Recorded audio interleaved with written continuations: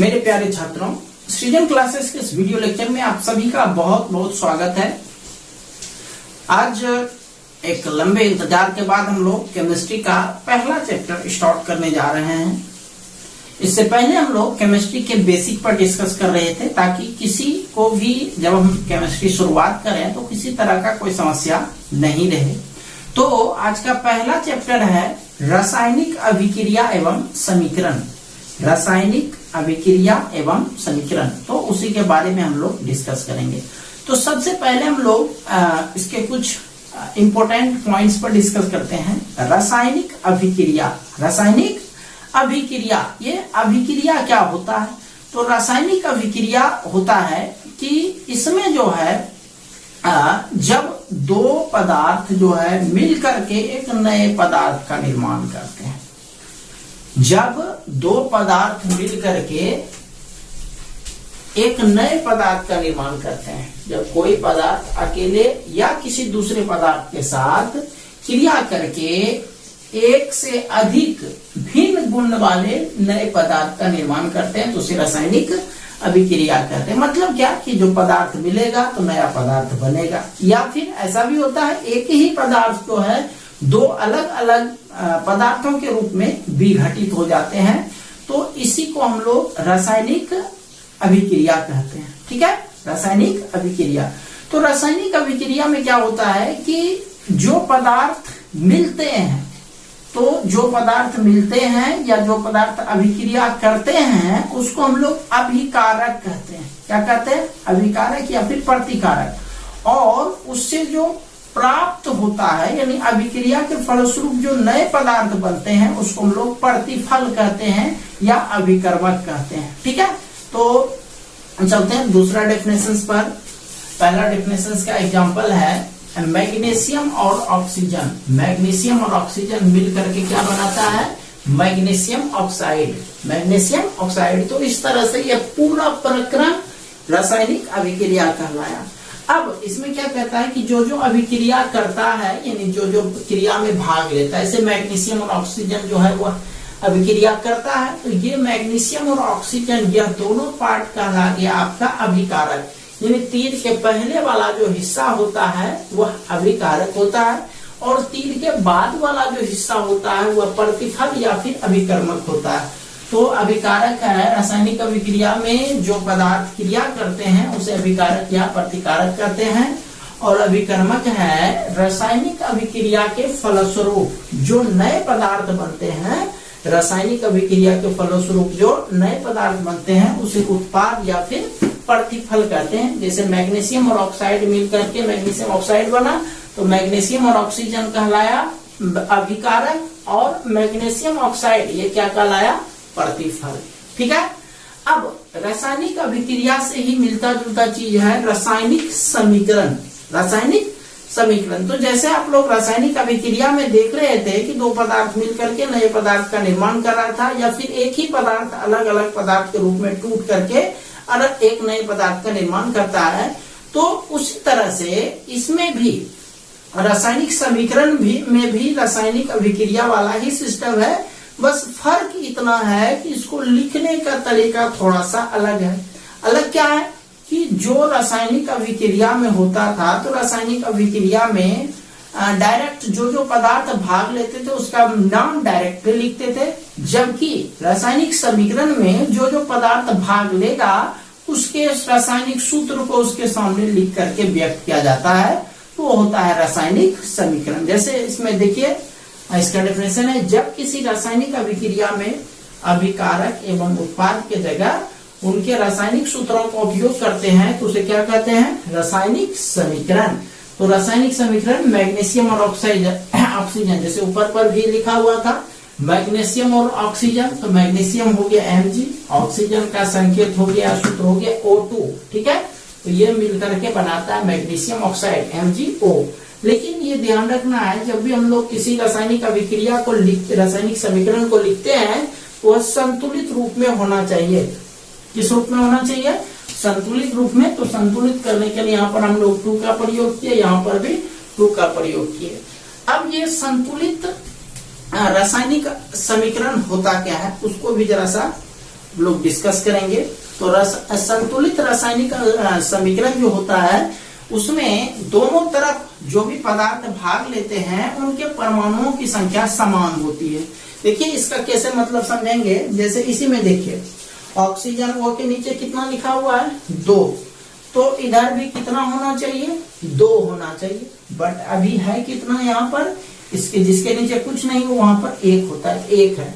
तो यहाँ पर 2 करने के लिए यहाँ पर हम लोग 2 नहीं लिखते हैं, बल्कि 2 हम लोग कहाँ लिखते हैं, जो पूरा पदार्थ है, जो पूरा एक सेट है, समूह है, उसके जस्ट आगे लिखते हैं। तो ये जो 2 हुआ, 2 आपको यहाँ नहीं लिखना है, नहीं कि 2 यहाँ पर O के आगे लिखना है, बल्कि ये जो पूरा एक सेट है, पूरा ये समूह है, उसमें सबसे आगे लिखना है। तो 2 यहाँ लिख, 2 लिखने से क्या हुआ, इसके नीचे जो 1 रहता है, 1 से यह 2 गुना हो जाता है, तो 2 गुना 1 कितना हो गया 2, तो ऑक्सीजन 2 को पुर गया। अब इससे हुआ क्या, जब यहाँ पर आप 2 दे दिए तो 2 ऑक्सीजन तो हुआ ही, साथ ही साथ मैग्नीशियम के नीचे भी 1 है, 1 गुना 2 2, मैग्नीशियम का संख्या भी कितना हो गया 2 हो गया। और जब मैग्नीशियम का संख्या 2 हो गया तो लेफ्ट में जो पहले से मैग्नीशियम था वहां 1 के था, तो यहाँ पर कितना देना पड़ा 2 देना पड़ा। तो इस तरह से ये हो गया रासायनिक समीकरण, और यह संतुलित समीकरण भी हो गया। रासायनिक समीकरण जब भी लिखते हैं हम लोग वह हमेशा संतुलित करके ही लिखते हैं, ठीक है। तो ये था आपका रासायनिक समीकरण। चलते हैं अब हम लोग नेक्स्ट पॉइंट पर, इसका आप लोग स्क्रीनशॉट ले लीजिए। चलिए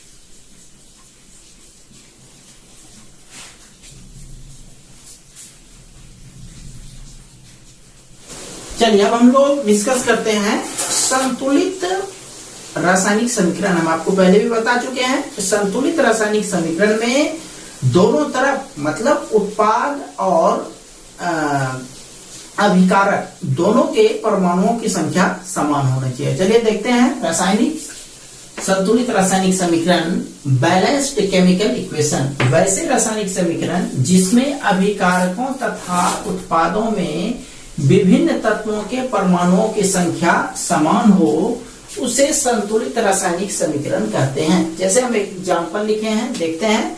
दोनों तरफ यानी तीर के पहले और तीर के बाद, तीर के बाएं साइड और तीर के दाएं साइड जो परमाणुओं की संख्या है वह समान है या नहीं है। जैसे देखते हैं हाइड्रोजन में तो 2 आगे है, यहाँ 2 है, तो आपको बताया था इसको गुना करना होता है, तो 2 दूनी 4 हो गया, तो हाइड्रोजन का संख्या 4। इधर भी देखो 2 दूनी 4, हाइड्रोजन 4 बैलेंस में है। ऑक्सीजन 2 है, तो यहाँ पर ऑक्सीजन ऐसे तो 1 है, लेकिन आगे 2 होने का मतलब यह 2 टोटल से गुना होता है, तो 2 गुना 1 कितना हो गया 2, तो इसका मतलब ऑक्सीजन इधर भी 2 हो गया, उधर भी 2 हो गया। ये हो गया संतुलित रासायनिक समीकरण। अब एक बहुत ही इंपॉर्टेंट मेथड है संतुलित करने के लिए एक विधि का प्रयोग किया जाता है जिसको अनुमान विधि कहते हैं, हिट एंड ट्रायल मेथड। तो balancing the chemical equation by hit and trial method, hit और ट्रायल मेथड के द्वारा बैलेंस कैसे करना है। तो इस विधि में हम लोग अनुमान लगा करके रासायनिक समीकरण का संतुलन करते हैं। अनुमान लगा करके अंदाज से ही, इसे तीर तुक्का विधि भी कहते हैं। क्या कहते हैं? तीर तुक्का विधि। चलिए हम लोग कुछ यहाँ पर रासायनिक समीकरण लिखे हैं, उसको हम लोग संतुलित करते हैं। तो 6 को क्वेश्चन दिया गया, हम 6 ही बता देते हैं। पहला नंबर है, देखिएगा H2 + O2, ये बनता आपका H2O। H2O बन रहा है। देखिए पहले देखो ये हाइड्रोजन हाइड्रोजन मिल रहा है भाई, दोनों का संख्या क्या है? समान है। दोनों का संख्या क्या है? समान है। अब चलते हैं ऑक्सीजन पर। ऑक्सीजन यहाँ कितना है? ऑक्सीजन 2 है। यहाँ पर कितना है? 1 है। तो ऑक्सीजन 1 है तो 2 करना पड़ेगा। और जब भी हम लोग गुना करते हैं तो इसे नीचे 2 नहीं देते हैं, बल्कि 2 कहाँ देते हैं? 2 उस पूरा समूह के आगे देते हैं, तो 2 यहाँ देंगे। दो यहाँ देने से 2 गुना 1 ऑक्सीजन 2 हो गया, इधर भी ऑक्सीजन 2 हो गया। लेकिन ये जो हम अनुमान लगाए 2 दिए, इससे ऑक्सीजन का तो काम हो गया, लेकिन हाइड्रोजन का संख्या भी तो प्रभावित हुआ। तो हाइड्रोजन पहले 2 था, लेकिन 2 देने से हाइड्रोजन 2 दूनी कितना हो गया, 4 हो गया। इधर भी 4 को चाहिए, तो उसके लिए यहाँ कितना दीजिएगा, 2। समझ में आ गया। चलिए दूसरा सवाल पर चलते हैं, B number. CaCO3 CaO plus CO2, ये देखिए दोनों तरफ कैल्शियम, Ca माना कैल्शियम 1 है, इधर भी कैल्शियम 1 है। कार्बन, C माना कार्बन, C अकेला है तो कार्बन 1 है, इधर भी 1 है। ऑक्सीजन 3 के पहले 3 वो ऑक्सीजन है, इधर देखिए 1 ऑक्सीजन यहाँ, 2 ऑक्सीजन यहाँ, तो 1 3 ऑक्सीजन इधर भी है। तो समझ में आ गया, ऑक्सीजन कितना हो गया दोनों तरफ, 3 हो गया, कैल्शियम 1 हो गया, कार्बन 1 हो गया। तो दोनों तरफ तो बराबर है ही है, इसमें आपको कुछ नया करने का जरूरत नहीं है, यह पहले से ही बैलेंसिंग में है। तो पहले से रहेगा, उसमें आपको कुछ नया नहीं करना है। तीसरा पर आते हैं, तीसरा देखिए क्या है, N2 प्लस H2 NH3। देखिए पहले प्रॉब्लम क्या हो रहा है क्रिएट। यहाँ नाइट्रोजन 2 को है, क्या नाइट्रोजन 1 को है, हाइड्रोजन 2 को, हाइड्रोजन 3 को है, तो बराबर तो है नहीं, बराबर नहीं है। तो बराबर करते हैं, अंदाज लगाते हैं, अनुमान लगाते हैं। चलो अंदाज पहले मान लिया, जब नाइट्रोजन पर लगाते हैं, नाइट्रोजन 2 है, इधर 1 के हुए तो 2 दे दिए, तो नाइट्रोजन का तो फायदा हो गया, 2 गुना 1 2, इधर 2। लेकिन प्रॉब्लम किसको हो गया, हाइड्रोजन को हो गया। हाइड्रोजन का संख्या द्वितीय कितना हो गया, 6 हो गया।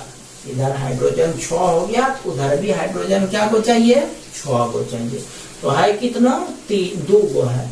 तो यहाँ पर कितना से गुना करेंगे कि 6 हो जाए, तो कितना से कीजिएगा, 3 से, तब ना 3 दूनी 6 हो गया। ये हो गया आपका तीसरा नंबर। चौथा पर चलते हैं, H2 प्लस I2 HI। ध्यान दीजिएगा, हाइड्रोजन आयोडाइड हो गया, तो हाइड्रोजन 2 को और आयोडीन भी 2 को, हाइड्रोजन 2 को और आयोडीन भी क्या को है, 2 को है। इससे क्या हो गया, हाइड्रोजन आयोडाइड जो बना उसमें संख्या देखिए, 1 हाइड्रोजन है, 1 आयोडीन है, तो इधर दोनों 2 को, इधर दोनों इकट्ठे हुआ है, तो हम 2 आगे में डाल दिए। 2 आगे डालने से क्या हो गया, हाइड्रोजन 2 को पुड़ गया, 2 का 2, तो यहाँ 2 को है गया, और 2 को इससे भी गुना करेंगे, तो आई के नीचे 1 है, तो 2 गुना 1 2 हो गया। तो हाइड्रोजन भी 2 को पुड़ गया और आयोडीन भी 2 को पुड़ गया, इधर भी 2 को हो गया। समझ के बात को, ये था आपका चौथा नंबर। चलिए 2 को और बचा, उसको भी डील करते हैं।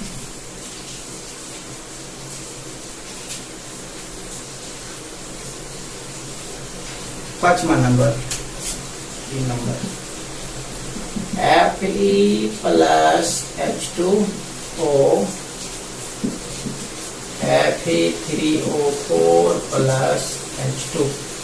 देखिए ध्यान देंगे इसको, ध्यान से, ये थोड़ा सा क्रिटिकल है, यह समूह के रूप में है, ध्यान देने वाला बात है।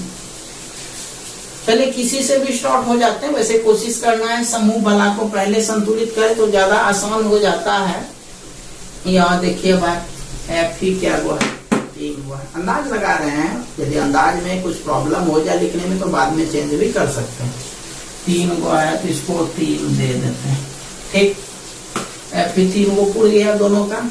अच्छा, ऑक्सीजन का बात करते हैं, इधर ऑक्सीजन 4 को है, लेकिन इधर ऑक्सीजन 1 को है, क्या को है, 1 को है, तो 4 डालेंगे, तो 4 यहाँ तो डालोगे नहीं, 4 कहाँ डालना है, जो भी लिखा हुआ है उस समूह के जस्ट आगे, मतलब यहाँ पर आपको ये 4 यहाँ डालना है।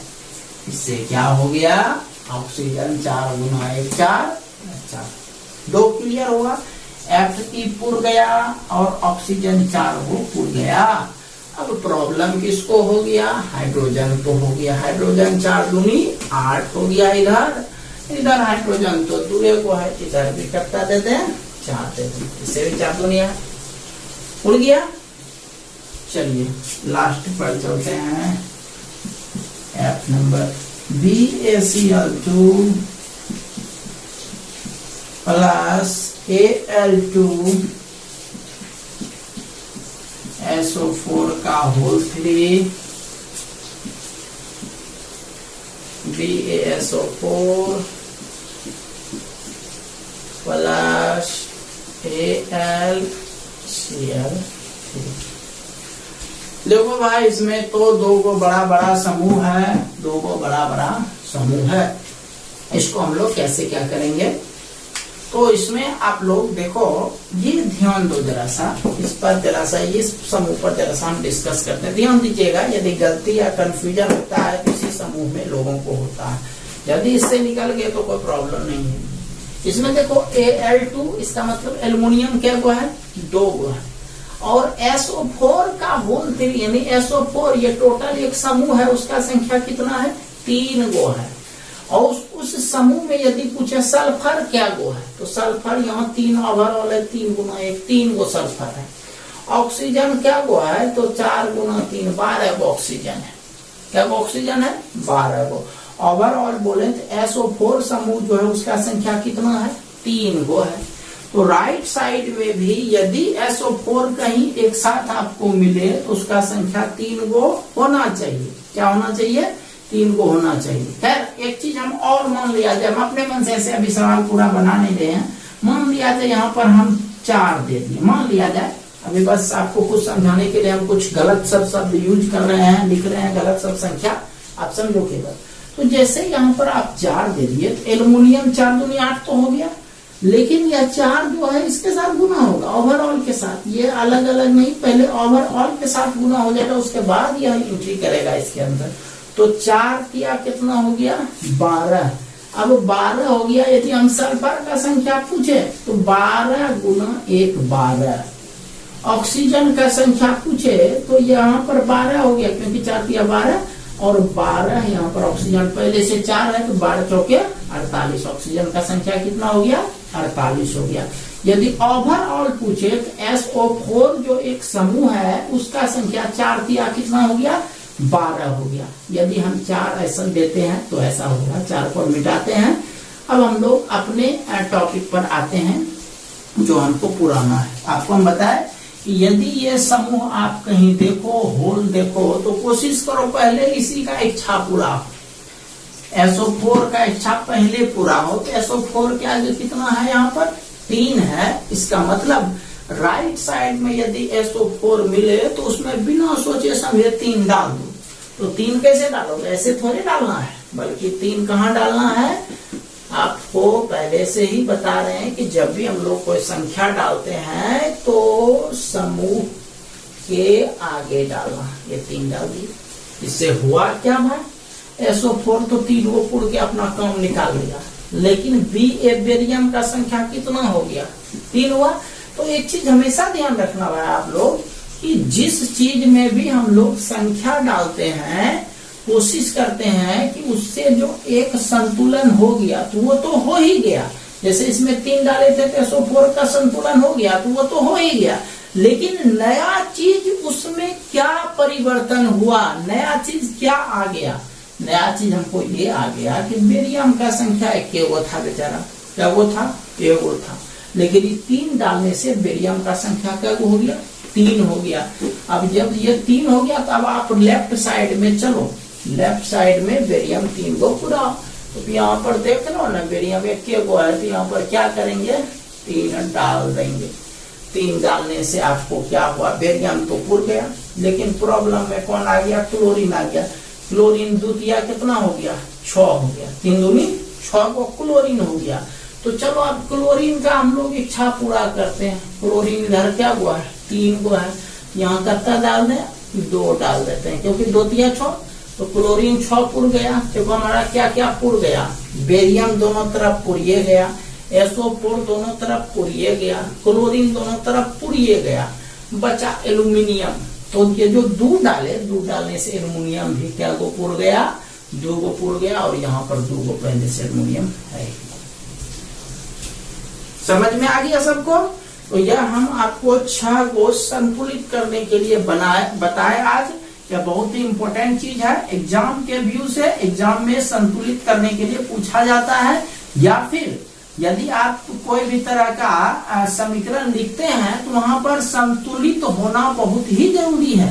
तो इसीलिए ये संतुलन पर आप लोग कुछ वर्क हम दे रहे हैं, जिसको आप लोगों को पूरा करके आना है। रासायनिक समीकरण का संतुलन जानना बहुत ही जरूरी है।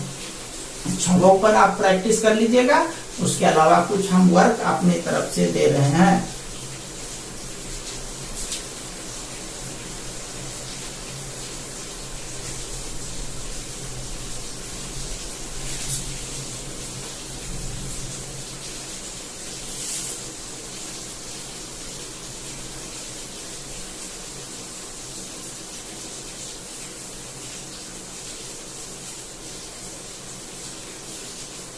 चलिए क्वेश्चन पर चलते हैं। निम्न रासायनिक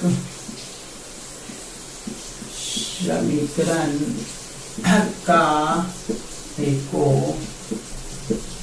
संतुलित करें।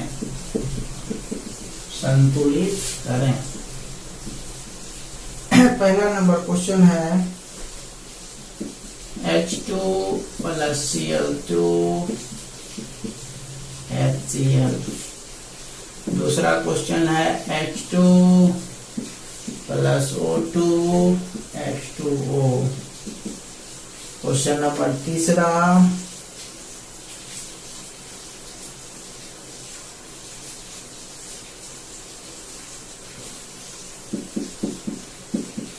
Na plus H2O NaOH plus O2 plus H2। Question number चौथा CaOH का whole 2 plus CO2 CaCO3 plus H2O। Next Zn plus AgNO3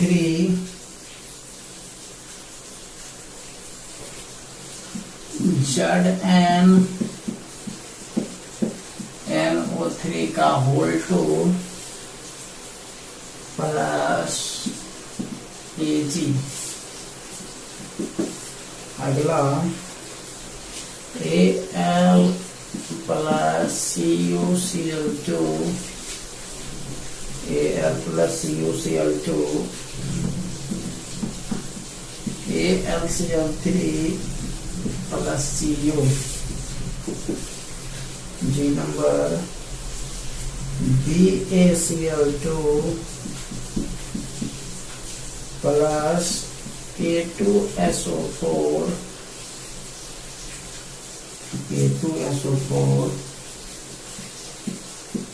BaSO4 plus KCl।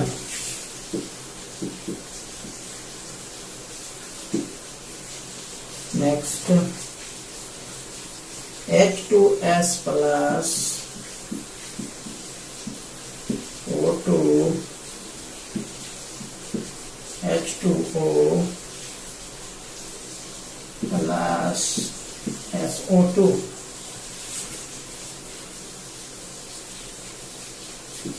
I number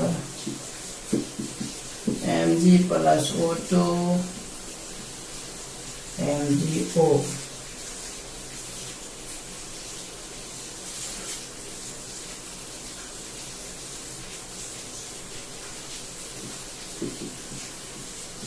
Zn plus H2SO4 ZnSO4 plus H2। लिख लीजिए इस question को, इसको आप लोग complete कर लीजिएगा। तो आज इतना ही रहने देते हैं। कल हम लोग विभिन्न प्रकार के रासायनिक अभिक्रियाओं पर डिस्कस करेंगे। साथ ही साथ कोई भी रासायनिक अभिक्रिया किस तरह की सूचना देती है, उनसे हम लोग क्या क्या अनुमान लगा सकते हैं, उसके बारे में भी हम लोग कल डिस्कस करेंगे। ठीक है, तो मिलते हैं हम लोग कल एक नए वीडियो लेक्चर के साथ। तब तक के लिए आप सभी का बहुत बहुत धन्यवाद।